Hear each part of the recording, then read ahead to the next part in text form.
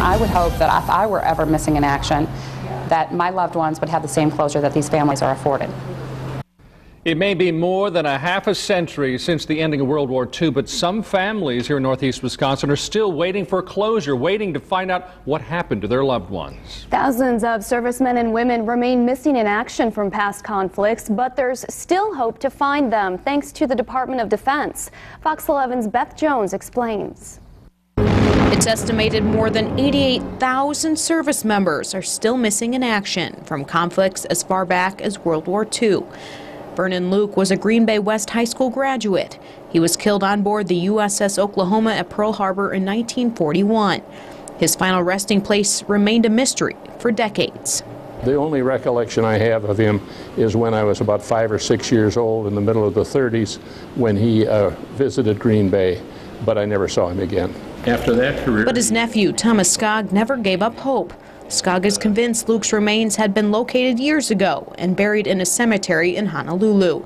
But DNA evidence is still needed to officially identify him and bring him home. Right now he's one of the what is called the 27 unknowns that were on the Oklahoma on that date in December. As for Rick Kurowski of Green Bay, his brother Adrian has been missing in action in Korea since November 28th, 1950. I was growing up. My mother had Adrian's picture in the corner in a rocking chair right above her, and every night she'd pray, hoping he'd come home.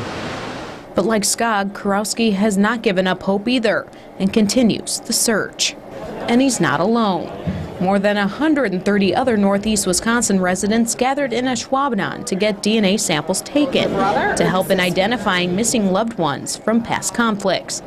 Each year, the Department of Defense travels to different cities across the U.S. to gather samples and update loved ones on the agency's efforts.